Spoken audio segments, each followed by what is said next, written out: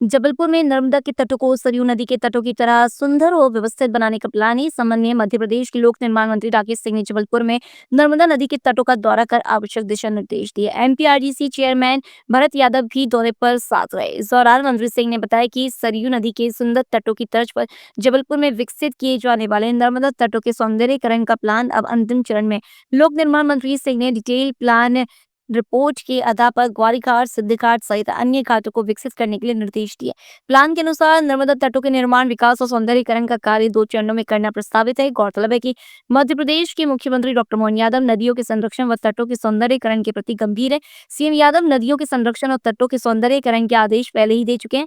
गौरतलब है कि इस कार्य के लिए Madhya Pradesh road development corporation को एजेंसी बनाया गया है कि मां नर्मदा जी के पवित्र तट जबलपुर में ग्वारी घाट, खारी घाट और इससे जुड़े हुए भटौली और तिलवारा घाट, इन सभी को सरयू की तर्ज पर विकसित करने की दिशा में हम आगे बढ़ेंगे। ये हमारी घोषणा भी थी, माननीय मुख्यमंत्री जी ने इसको लेकर मंच से बाकायदा घोषणा भी की थी और उस दिशा में तेजी के साथ में काम चल रहा है। Madhya Pradesh road development corporation उसमें एजेंसी है और उसके एमडी जो एक वरिष्ठ आईएएस अधिकारी हैं श्री भरत यादव जी, वो भी आज यहाँ पर हैं और उसके डीपीआर के स्तर पर अभी काफ़ी हद तक काम हो चुका है, लेकिन अंतिम स्वरूप आना बाकी है। और उसी दृष्टि से एमपीआरडीसी, पीडब्ल्यूडी और हम सभी लोग आज यहाँ पर निरीक्षण के लिए आए हैं ताकि इसको अंतिम रूप देके एक वॉक थ्रू के रूप में जबलपुर की जनता के सामने हम रख सकें और उसके बाद इस काम को करने की दिशा में आगे बढ़ सकें। मैं इतना ही कह सकता हूं कि मां के चरणों की असीम कृपा से सरयू की तर्ज पर विकसित करने का जो हम लोगों का लक्ष्य है उसे पूरा करने में मां की कृपा से हम सफल होंगे और एक बहुत सुंदर स्थान जबलपुर में ये विकसित होगा जो आध्यात्मिक और धार्मिक पर्यटन की दृष्टि से अत्यंत महत्वपूर्ण होगा। जबलपुर के मझगांव थाने के सामने आक्रोशित लोगों ने रविवार रात जमकर प्रदर्शन किया। आरोप था कि पुलिस गश्त पर निकले थाना प्रभारी ने महिला एवं उसके परिजनों के साथ मारपीट की। इसका एक वीडियो भी जमकर वायरल हो रहा है जिसमें पुलिस और परिजन के बीच हाथापाई जैसी स्थिति नजर आ रही है। क्या है पूरा मामला, आप खुद देखिए, जानिए और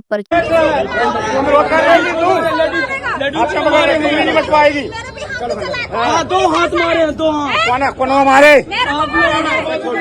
चलो ठीक मारे, मैंने तो देखा है।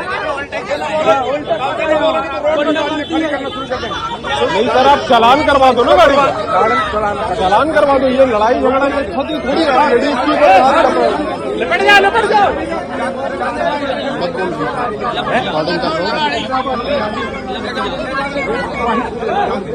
क्या रहा था। अरे साहब तो ये बैठ रहा है, इसको गाड़ी में पकड़।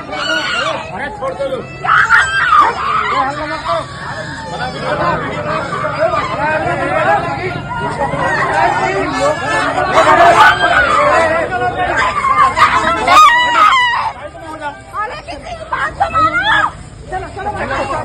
चल गाड़ी चालान करवा लो। तो काहे के लिए जो वो 1 मतलब का कोई मतलब का काम नहीं है। ऐसी पुलिस करेगी तो हम कहाँ जाएंगे।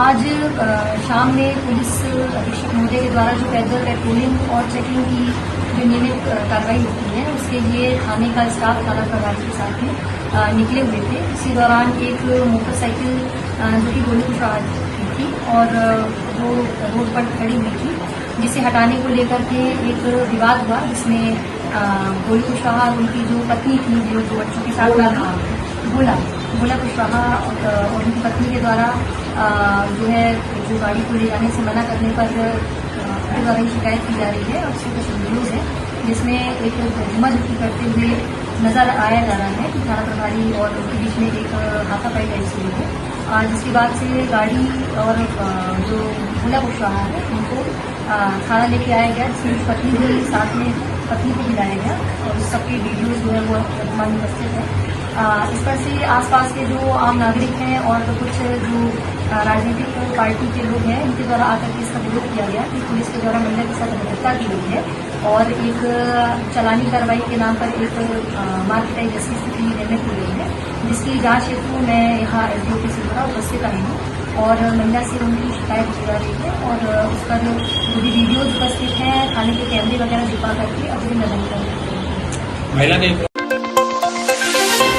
हमें गर्व है हमारे नेतृत्व और सेना के जवानों पर। सीज फायर का निर्माण पाकिस्तान की कमर तोड़ कर लिया गया, जो कि पूरी तरह से उचित है। ये कहना है मध्य प्रदेश के लोक निर्माण मंत्री राकेश सिंह का। उन्होंने मीडिया से कहा कि हम आतंकी देश नहीं है, हम शांति के लिए जाने जाते हैं। भविष्य की घटना एक्ट ऑफ वॉर के रूप में देखी जाएगी। हमें गर्व है हमारी सेना के वीर जवानों पर, हमें गर्व है हमारे नेतृत्व पर। पाकिस्तान की कमर तोड़कर सीज फायर का जो निर्णय किया था वो एकदम उचित है, क्योंकि युद्ध के उन्माद में देश का नुकसान नहीं किया जा सकता और इसलिए हमारी सेनाओं ने माकूल जवाब दिया है और समय आने पर फिर जवाब मिलेगा और उसके लिए माननीय प्रधानमंत्री जी ने देश की सेना को फ्री हैंड दिया है कि उचित समय, उचित स्थान और जब उन्हें लगेगा वो ऐसी चीज़ों का उत्तर देंगे।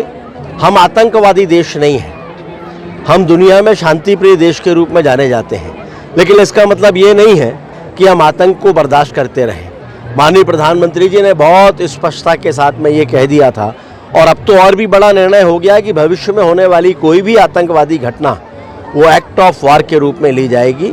लेकिन ये आवश्यकता है इस समय पूरे देश के लोगों को एकजुट रहने की, एक स्वर में बोलने की। पूरा देश एक साथ खड़ा है। दुनिया में कहीं भी इस तरह का कोई संदेश नहीं जाना चाहिए कि जिसके कारण से हमारी सेनाओं का मनोबल कमज़ोर हो। ये संकेत है कि देश कितनी तेज़ी के साथ में मजबूत हो रहा है।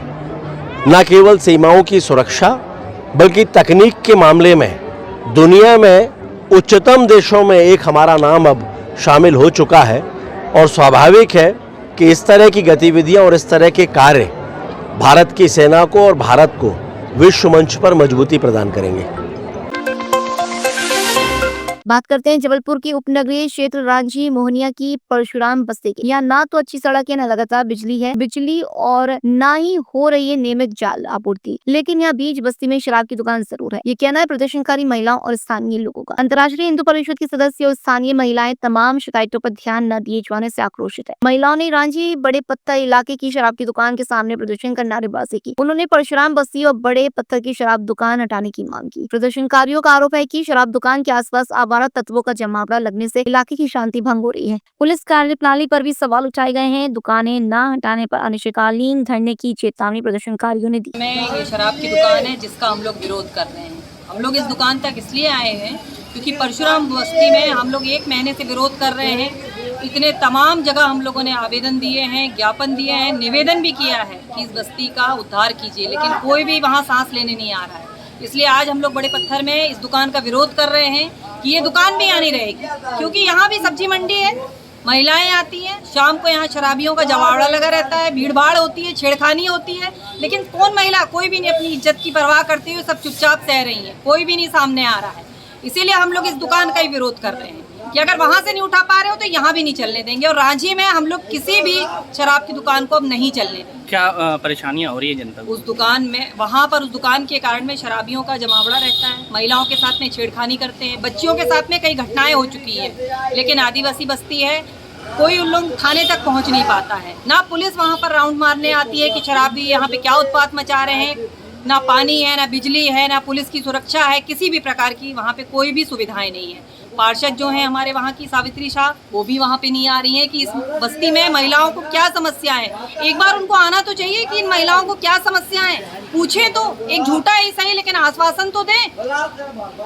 ठीक, नाम? मेरा नाम प्रीति धंधारिया है, मैं अंतर्राष्ट्रीय हिंदू परिषद से प्रांत अध्यक्ष हूँ। ठीक। शराब की दुकान है जो बिल्कुल सब्जी मंडी के सामने बनी हुई है और लगातार कई सालों से यहाँ देखा जा रहा है कि क्षेत्रीय जनप्रतिनिधि, प्रशासन के जिम्मेदार लोग ये समझ नहीं पा रहे हैं कि सामने शराब की दुकान, सामने सब्जी मंडी, 10 कदम पे सरस्वती स्कूल, सामने फिजियोथेरेपिस्ट का क्लिनिक, ये समझ में नहीं आता कि यहाँ के जिम्मेदार लोग, जनप्रतिनिधि लोग ऐसे जगह पे शराब की दुकान खुलवा के संरक्षण दे रहे हैं और शाम को स्थिति ये हो जाती है कि शाम को 6 बजे से यहाँ से लेके बड़ा पत्थर से लेके सरस्वती स्कूल तक ग्लास दारू पीने वाले लोग, महिलाओं के साथ शाम को जो सब्जियाँ लेने महिलाएं बच्चे आते हैं उनके साथ छेड़खानी, कितनी घटनाएं सालों में हो चुकी हैं। शिकायत करने के बावजूद भी कोई कार्रवाई नहीं होती, क्योंकि कहीं ना कहीं राजनीतिक संरक्षण होने के कारण ये शराब की दुकान ऐसी जगह पे चल रही है जो कभी नहीं, कहीं नहीं होना चाहिए। भाई जिस तरह है आज जिला सरकार ने जो व्यवस्थाएं बनाई हैं कि जो बारात घर है वो शहरी क्षेत्र में नहीं चलेंगी, तो भाई मेरा कहने का मतलब है कि जैसे बारात घरों के लिए नियम बनाया गया है वैसे शराब की दुकानों के लिए भी बस्ती क्षेत्र से, स्कूल के आसपास से, सब्जी मंडी के आसपास से, जहां बाजू में क्लिनिक फिजियोथेरेपिस्ट का बना हुआ है वहां से शराब की दुकान को दूर रखें। शराब दुकान का हमें विरोध नहीं है, लेकिन जिस जगह पे गलत जगह पे शराब की दुकान है, अनुचित जगह है, इसलिए यहाँ से शराब दुकान को अलग करके सुनिश्चित जगह पे ले जाएं। आज क्या किया जा रहा है? आज हम लोगों ने यहाँ पे जो क्षेत्रीय महिलाएं हैं बैठ के हम लोगों ने यहाँ आंदोलन प्रारंभ किया है कि जब तक ये कलारी बंद नहीं होगी हम लोग यहाँ बिल्कुल निश्चित रूप से बैठ के लगातार आंदोलन करेंगे। सोनू दुबे, समाज सेवी। पुलिस ने शुक्रवार को गंगापुर थाने में दर्ज गुम इंसान प्रकरण में 2 आरोपियों को गिरफ्तार कर हत्या का मामला दर्ज किया है। बीती रात रांची थाना अंतर्गत अज्ञात लाश की सूचना मिलने पर मुकदमे की गई थी। मृतक की पहचान होने के बाद हत्या के आरोपियों का पता पुलिस ने लगा लिया। आपको बता दें कि गंगापुर निवासी 22 वर्षीय अमन श्रीवास उर्फ गोलू अपने दोस्त शिवम तिवारी और साहिल डेनियल के साथ गुरुवार को घर से निकला था। रात में वह नहीं लौटा तो परिजनों ने शुक्रवार को गंगापुर थाने में गुम इंसान का प्रकरण दर्ज कराया। रांची थाना अंतर्गत अज्ञात लाश की सूचना मिलने पर मुकदमे कर जांच उपरांत पुलिस टीम ने शुभम और साहिल से पूछताछ की तो उन्होंने व्हीकल स्टेट के जंगल में अमन की हत्या करना स्वीकार किया। पुलिस के अनुसार अमन ने कुछ दिन पहले आरोपी शुभम की गर्लफ्रेंड को अपशब्द कहे थे। इस बात पर उनमें विवाद हुआ था। गुरुवार रात अमन ने दोबारा शुभम की गर्लफ्रेंड को अपशब्द कहे। शुभम ने विरोध किया तो अमन ने उसे चाटा मार दिया। इससे नाराज होकर शुभम ने साथी साहिल के साथ मिलकर उसकी हत्या कर दी।